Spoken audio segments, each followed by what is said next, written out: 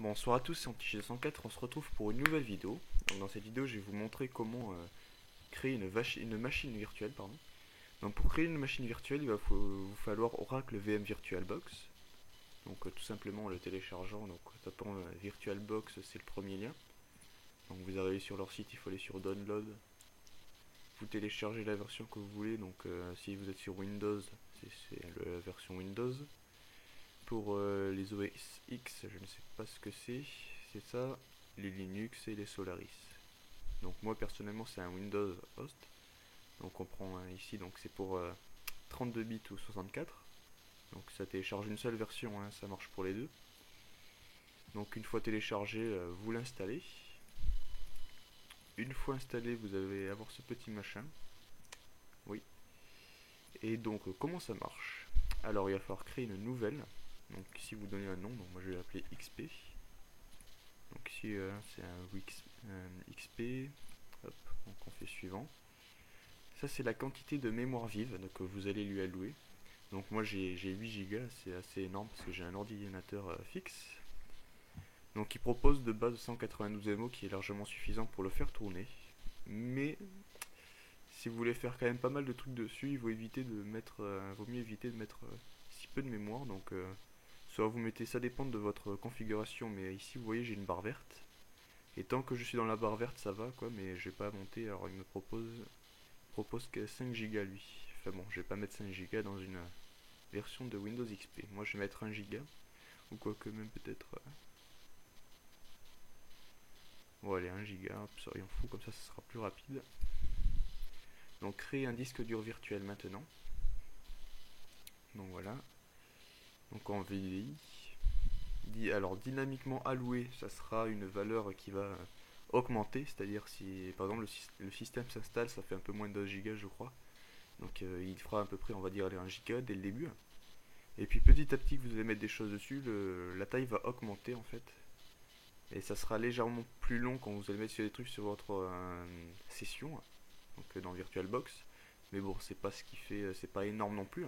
Alors qu'une taille fixe, vous allez définir une taille maximum, enfin une taille fixe. Donc par exemple, si vous mettez 10 Go, ce sera 10 Go, peu importe ce que vous faites, c'est limité. Donc dynamiquement alloué. Et ici, c'est la dynamiquement alloué, ça va aussi avoir un maximum. Donc là, c'est le maximum, c'est mis par défaut à 10 Go. Donc c'est pas mal, hein, ça suffit amplement. Si vous voulez mettre plus, vous mettez plus. Hein. Enfin bon.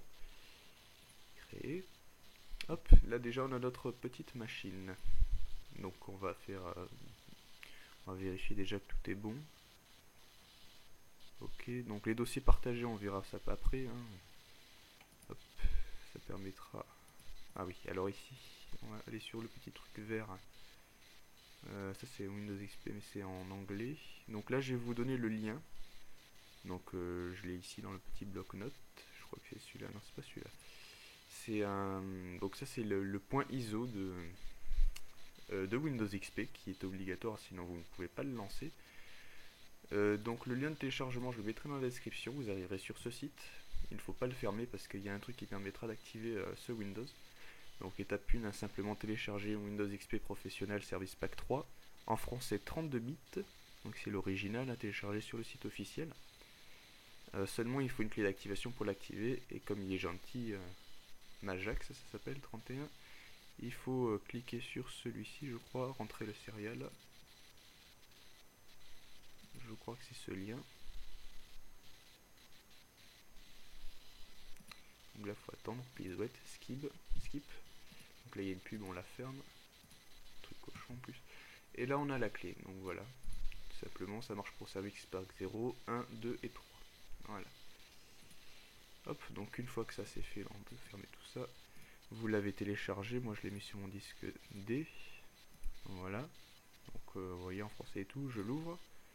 Et on démarre avec ça. Voilà. Pour la taille de l'écran, ça se réglera une fois qu'on aura tout démarré, enfin tout installé Windows et tout, avec les paramètres d'affichage. Vous verrez, c'est très simple. Donc là, on va attendre. C'est une installation comme si vous installez un nouveau PC. C'est comme si vous avez un ordinateur, vous avez le CD de Windows XP dedans, ça marche exactement pareil. Vu que de toute façon c'est une copie du CD hein, en ISO. Ça c'est à que ça sert. Donc ici pour alors permis d'installer. Voilà, donc pour installer Windows XP maintenant, appuyez sur Entrée. Alors F8 pour accepter. Voilà, donc là c'est partitionnement espace non partitionné, hein, donc on voit 10 Go, c'était le maximum que je lui ai dit. Donc on va prendre ça. En NTFS, donc faut pas mettre autre chose, enfin c'est plus rapide le FAT par exemple, mais il me semble que les fichiers ne peuvent pas dépasser un certain, enfin 4 Go je crois, mais enfin bon. Un système de fichiers pour Windows c'est mieux quand même NTFS, hein, c'est le plus basique. Il y a moins de problème avec ça je pense. Parce qu'il faut savoir que le FAT32 c'est ce qu'on utilise sur les clés USB, donc le FAT ça doit pas être très loin. Donc on va rester sur du NTFS classique. Hein. Donc si vous voulez quelque chose de plus rapide, essayez le FAT là, mais bon. Voilà, avec 1 giga c'est assez rapide. Bon, après là c'est juste le formatage. Donc il n'y a rien à formater, donc bon. Voilà. Alors. Et là il faut attendre l'installation.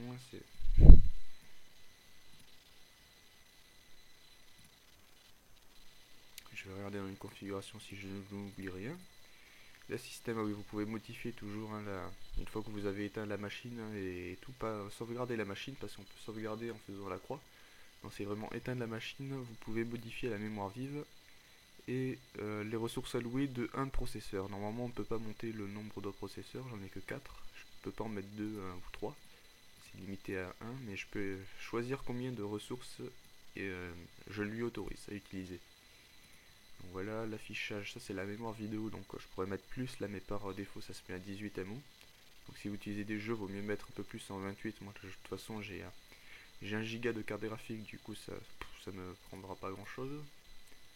On peut faire des captures vidéo directement, ça permet de filmer si vous faites des tutoriels et que vous n'avez pas forcément de logiciel de capture et que vous avez un Windows 8 qui est très buggé. Vous pouvez faire vos vidéos sur Windows XP grâce à ça.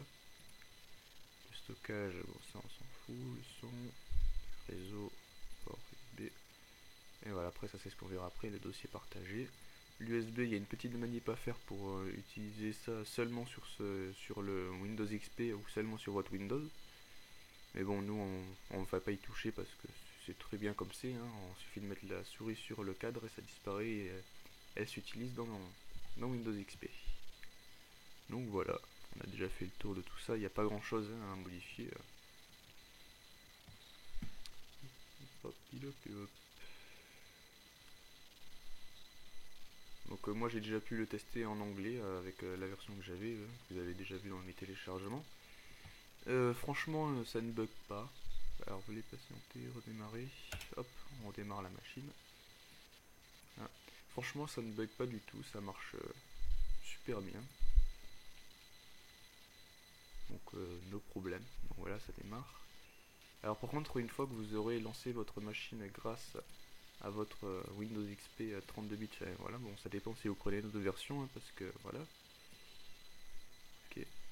Donc il faut savoir que si vous l'enlevez ou vous le supprimez, Windows ne fonctionnera plus, il faudra retrouver le chemin ou le ramener ici, enfin c'est un peu la merde. Donc je vous conseille de le mettre à un endroit définitif, sinon c'est assez chiant à bouger. Enfin bon, à vous de voir. Hein. Mais moi je conseille ça. Bon, après il y a plein de petits trucs qui sont chiants là, qui s'affichent, que je m'en fous complet, mais bon. Je pense que ça se désactive. Pour mettre en plein écran, je vous déconseille d'utiliser aussi ça là, c'est en passer en mode redimensionné ou quoi. Il faut mieux le faire dans Windows une fois qu'il a démarré. Donc ne commencez pas déjà à trifouiller l'affichage. On le verra plus tard. Donc là je vais mettre un petit pause je pense parce que le temps que ça s'installe, il m'affiche 36 minutes mais en fait le temps d'installation est de 10 minutes parce que lui il détecte que 1 giga et un processeur, il se dit c'est de la merde mais en fait il y a toute la machine derrière, du coup ça va plus vite. Enfin bon. Donc on se retrouve dans quelques minutes, hein, une fois que l'installation sera terminée. Donc à tout à l'heure. Donc une petite seconde, ici nous avons une petite fenêtre qui s'affiche. Donc il vous suffit de faire suivant. Alors le nom et l'organisation, laisser ça vide, on peut pas. Donc moi je mets à chaque fois utilisateur. Voilà. Et c'est là où on va mettre la clé produit. Donc on va sur le site que j'ai jeté de manière la plus absolue. Moi j'ai gardé le lien. Hop. Hop. Donc on va dessus, vite fait. On va rechoper le lien. Donc on attend 5 secondes. Donc il vous suffit le copier-coller. Si vous copiez tout d'un coup, normalement ça ne marche pas. Il faut copier morceau par morceau. On va se mettre ça. Ah oui, et aussi il me semble que on peut pas copier. Ah. Ouais. Donc alors on se met en majuscule. Comme ça on n'a plus à toucher la mage. Et on retape. Hein. Ça se met tout seul dans la case suivante. Donc si ça marche pas, c'est que vous avez fait une faute. Hein. Celui-là il marche très bien. Hop. Chef 23. Suivant. Voilà, ça marche très bien. Nom de l'ordinateur, on va mettre user. Oula. On enlève la mage. User. Est-ce que ça passe? Ça passe très bien. Pas trop chier. Donc normalement le réglage, l'heure et tout ça, ça va être automatique selon votre ordinateur à vous. Hein. Donc ça se met directement à l'heure. Donc on peut faire directement suivant. Et donc c'est là où l'installation commence vraiment apparemment, parce que j'étais parti, que j'avais pas fait gaffe qu'il y avait ça qui s'était affiché. C'est un peu con de ma part. Bah oui, c'est vrai qu'on peut pas commencer l'installation sans la clé. Enfin bon. Donc voilà, après là il vous suffit d'attendre jusqu'à la fin de l'installation et donc... Ah, oula. Ah oui, paramètres par défaut. Hein. Workgroup. Ça c'est les réseaux locaux hein, quand vous vous branchez par câble. Donc voilà. On remarque que ça va assez vite, hein, les minutes sont courtes hein, dans Windows XP, c'est cool. J'aime bien.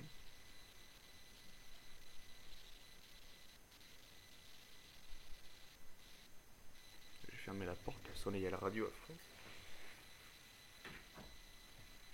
Voilà. Donc ça va, c'est pas trop lent. Si vous avez mis 1 giga, hein, ça devrait être assez rapide. Hein.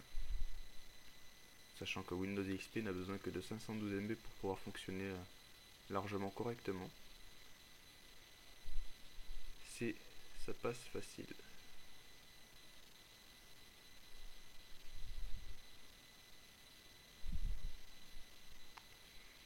Bon, vous pouvez avancer de 2 minutes là vite fait. Hein, si vous n'avez pas envie de voir l'installation ou quoi. Et s'il y a encore les petites fenêtres qui s'affichent, il faudra revenir en arrière. Ah ah. Ça vous met les boules, hein. Donc là, si vous vous emmerdez, vous pouvez lire hein, ce qui vous marque. Hein. Alors, sachant que les disquettes n'existent plus. Un disque zip, ça existe ça?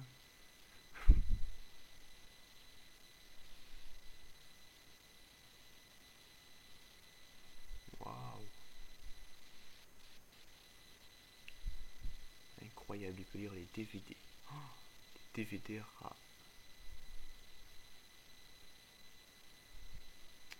Popolopolop.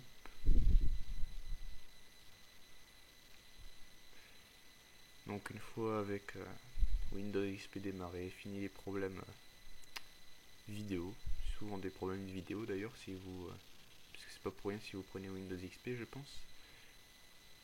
Par exemple si vous prenez un jeu, les problèmes vidéo normalement seront réglés. D'ailleurs si vous avez des jeux, des anciens jeux où les démarrages ratent sans explication et qu'il n'y a même pas de message d'erreur, c'est souvent qu'il faut aller dans le fichier de démarrage et supprimer le dossier vidéo. Les vidéos, vous savez, qui s'affichent au début, quand le jeu démarre. Vaut mieux les supprimer. Votre jeu démarre directement, en plus, comme ça c'est cool.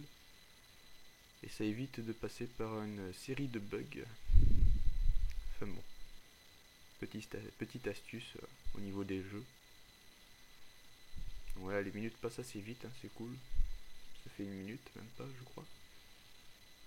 Et on a déjà passé plus de 25 minutes. Ou 30 minutes même, je sais pas.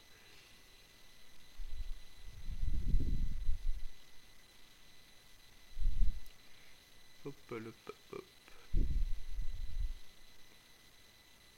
Bon, c'est un peu chiant quand même d'attendre. Hein.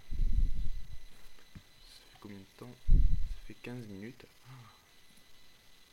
Heureusement que je suis partenaire, hein. Sinon ça serait limité.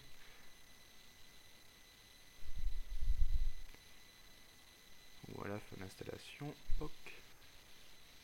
Poc, poc, poc. Et vas-y, encore cette merde qui s'affiche.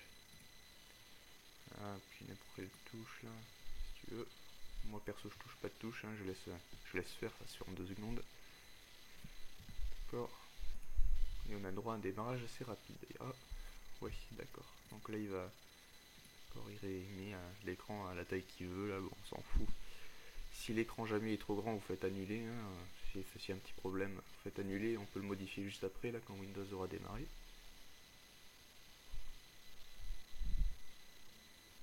Waouh! Premier démarrage avec Windows XP. Merci d'avoir acheté Windows XP. Mais c'était avec plaisir. Pas maintenant.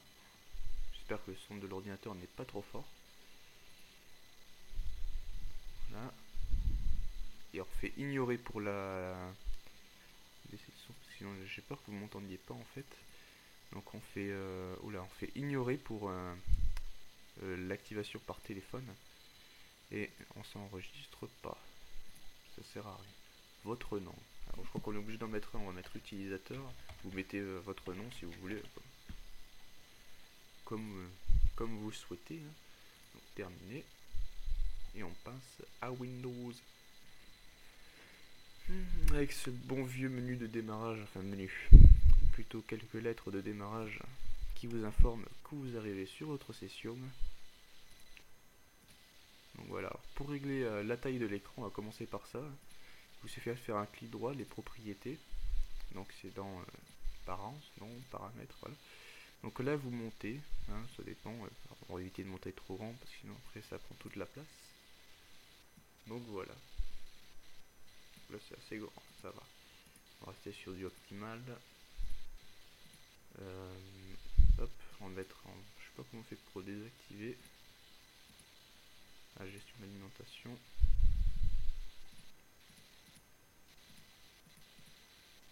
Désactiver cette veille de merde qui ne sert strictement à rien. Bon, on va mettre... Alors, je t'emmerde. Hop. Donc le bureau, mettez ce que vous voulez, hein, personnaliser. Et puis voilà, donc là vous avez votre machine Windows hein, qui marche nickel. Je sais pas s'il y a internet ou s'il faut configurer une connexion internet. D'accord. Est-ce que je peux avoir Google s'il te plaît? Eh, parce que IE je sais pas combien là, c'est pas terrible. Ah. Ah ah, il n'y a pas de connexion. Donc j'ai perdu... comment on fait? Ah oui. On va donc régler réglage des réseaux. Donc ça je le fais de tête parce que je m'en rappelle plus. On va dans réseau interne. Je crois que c'est ça. Non, c'est pas ça. Ah, accès par pont, voilà, c'est ça. Vous sélectionnez votre truc internet. Bod, ça je sais pas ce que c'est. Non, c'est par pont, hein, il me semble. Voilà. Enfin, bon, là il me dit que c'est débranché, c'est pas normal. On va voir si ça marche ou pas. Tu m'affiches Google, s'il te plaît. Oula, Bing. Bon, ça marche. En tout cas, il y a internet. Donc c'est ça qu'il fallait faire, je ne suis pas gouré. On va commencer par Firefox. Hein. Le minimum sur Windows XP c'est d'avoir ça. Et possible que personne puisse accéder. Oui. Hop. Ah oui, alors aussi, si jamais ce système ne marche pas, enfin je veux dire que vous n'avez pas internet, c'est qu'il faut aller sur votre Windows à vous, dans les paramètres de connexion. Vous aurez le réseau là, bon, hein. Vous allez donc, ça c'est le point d'accès. Donc vous allez sur votre réseau domestique. Hop, on va dans... Alors laissez-moi retrouver comment on fait. Ah voilà, partage. Autoriser d'autres utilisateurs du réseau se connecter via la connexion interne de cet ordinateur. Donc si ça ne marche pas, il faut cocher ça. moi j'ai même pas eu besoin de cocher, mais voilà, hop. On va le faire au cas où. Et je sais plus s'il faut faire pareil avec lui. Non, lui il le propose même pas. C'est juste avec votre réseau qu'il faut le faire pour l'autoriser en fait à se connecter. Bon. Donc voilà, une fois que ça c'est fait, normalement vous n'avez plus de problème. Télécharger Firefox. Parce que ça craint vachement ce machin. Hop. Le fichier. Exécuter. Exécuter. Voilà, installer, c'est parfait. Voilà, hop. Donc une fois que ça c'est fait, on va déjà s'installer un petit peu. Afficher ça. Afficher ça aussi. Voilà, là je m'installe un peu. Donc une fois que vous avez fait ça, vous voyez, bon, ça c'est votre Windows on va dire. Vous avez votre disque C, donc voilà. Mais vous n'avez aucun moyen, enfin votre disque C, ce n'est pas votre disque C de cet ordinateur, on est bien d'accord. C'est l'espace que vous lui avez réservé qui fait 10 Go. Même en allant dessus, on voit ici total, enfin bon, pas tout à fait 10 Go, 9,98 Go. Et le système prend apparemment 3 Go 60 à peu près. Donc voilà. Là il charge, je sais pas ce qu'il charge. Un bug d'installation sûrement. Oui. Donc voilà. Ah merci. Tu es bien gentil. Donc une fois que ça c'est fait. Oh putain. Chier. Bon. Dégage. Alors, pardon. Une fois que ça c'est fait, il vous faut créer un dossier. Donc vous allez sur votre ordinateur. Moi perso je l'ai fait ici. Un dossier partage, il faut vous l'appeler comme vous voulez. Mais de préférence à la racine d'un... Comment dire, d'un disque ou d'une partition, sachant que moi c'est une partition, c'est un disque dur de 1 giga, de 1 Tera que j'ai sectionné en 3 parties. Donc il y a mon disque C, D et E où j'ai installé Ubuntu, comme ça j'ai un double boot. Donc voilà, sympatoche. Et donc j'ai mis tout ça sur D. Alors il y a souvent des problèmes, si vous le faites sur C, ça ne marchera pas. Il faut réinstaller la machine, j'aurais dû vous le dire dès le début, excusez-moi. Ou sinon faire une petite partition ou changer l'endroit, comment dire. Enfin, de toute façon, quand vous allez le déplacer vers votre autre disque dur, il vous demandera au prochain démarrage de votre machine, il vous demandera le nouveau chemin ou de le ramener là où il était. Donc voilà. Donc une fois que c'est fait, vous avez un autre endroit. Donc pour vous créer un autre endroit, je vous conseille un petit logiciel sympathique qui s'appelle, j'ai perdu son nom, alors je vais le retrouver, voilà, Ace US Partition Master. Donc là c'est la 9.2.2 qui est en cours. Donc je vais vous montrer comment ça marche. Vous l'ouvrez, vous l'autorisez. Voilà, donc Partition Manager pour gérer les partitions.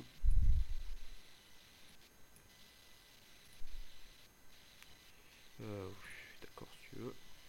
Limite d'ajout, on s'en fout.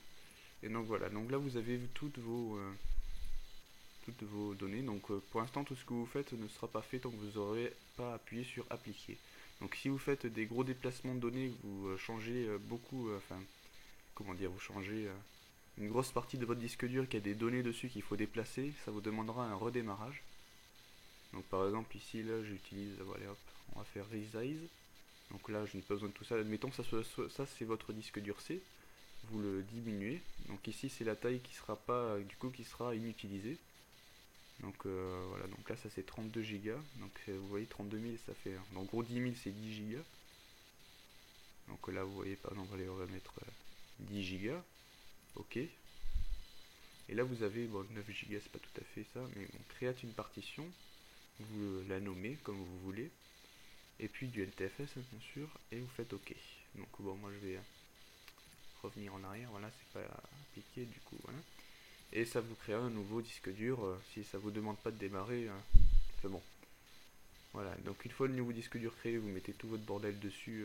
Donc le Windows XP Pack et votre dossier partage. Enfin, vous pouvez mettre. Enfin, d'ailleurs, on l'a créé pour ça, donc ouais, c'est pour ça. Bref, vous m'avez compris. Voilà, donc une fois que ça c'est fait, il vous faut cliquer donc en périphérique. Il faut cliquer sur insérer l'image CD des add-ons invités. Alors, suivant. Suivant. Installer, voilà. Normalement, il n'y a pas besoin de toucher les réglages. Donc voilà, continuer. Continuer. Continuer. Et redémarrer maintenant. Attention, c'est très rapide normalement. Déconnexion. Fermeture. Ok, démarrage.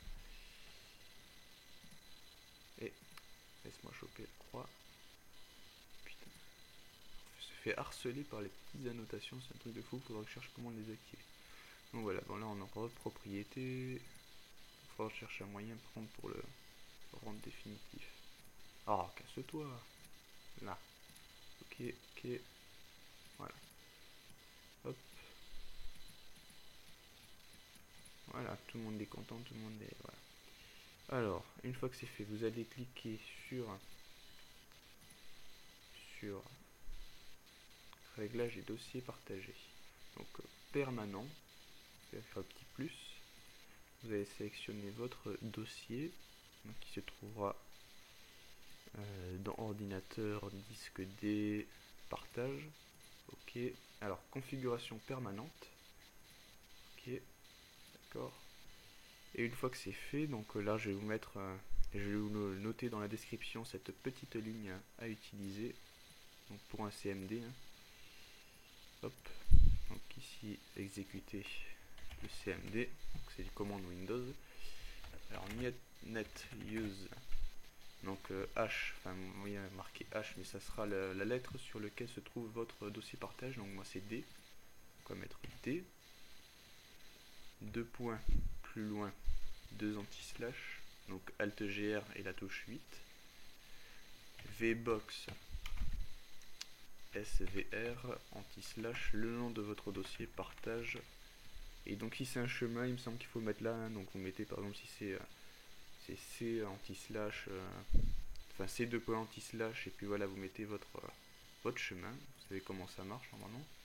Et là on fait entrée. Et voilà, le nom de local est déjà utilisé. D. Ah, il va me faire chier jusqu'au bout lui. Et bien donc on va faire pareil avec, je vais faire sur H, allez hop, on va faire un truc sur H comme ça, c'est juste pour tester, c'est ma clé USB, partage, ici il faut retourner sur le réglage, donc clic droit dessus, donc on va supprimer celui-ci, on va en créer un autre, permanente, sur my clé USB, the USB 8 Go. Oula, bon, j'ai pas sélectionné. Dossier partage. Partage. Hop. Ok. D'accord. Enfin, on fait sélectionner quoi pour reprendre ça. Et là, il faut faire un CTRL-C. Venir ici faire coller. Il veut pas. Pourquoi? Ça marche comme ça peut-être. Ouais. Non, en fait, j'ai dit une bêtise. Vous faites sélectionner. Vous sélectionnez tout. Et un clic droit. Ça disparaît, mais en fait, ça fait un copier-coller. Et donc vous utilisez les flèches pour vous déplacer. Si jamais vous avez le même problème que moi. Et par contre, c'est quoi la lettre? C'est H. Donc on va mettre un H. Et là, la commande s'est terminée correctement. Parfait. Et donc ici, vous allez voir que vous allez avoir, s'il veut bien me l'afficher, là c'est bugué. Hein. Partage sur VB, enfin VBox SVR. Donc taille totale 7 Go 43, espace libre 4 Go 58. Bon, ça c'est la clé quoi. Et donc voilà, ça vous permet d'avoir une zone de partage. Hein. Je sais pas si vous savez comment ça marche. Si je mets un truc dessus, ça se retrouve là. Donc on va faire un petit test avec peut-être le CMD. On va l'envoyer. Donc sur la clé. Voilà. Donc on a ici et on l'a ici. Et si on supprime, logiquement, on fait un petit F5 pour réactualiser. Et voilà, le dossier est vide.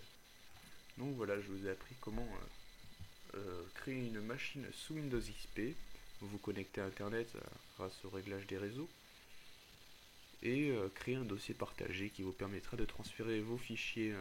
Par exemple, si vous jouez à un jeu, je prends cet exemple à chaque fois, mais si vous avez des données de sauvegarde de jeu et que vous voulez pas les perdre, bah simplement vous les mettez dans le dossier partage, vous les récupérez sur ce PC et vous les sauvegardez dans un petit dossier à l'abri.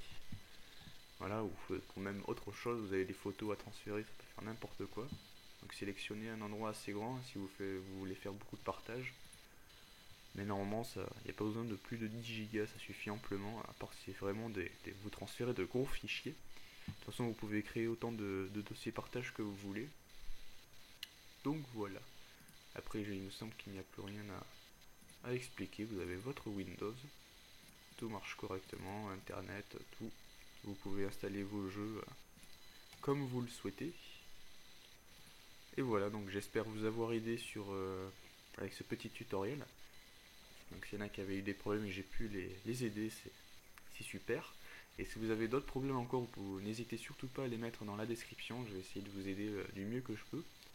Et donc n'oubliez pas de mettre un petit like et de vous abonner à la chaîne si ça vous a plu. Allez, salut!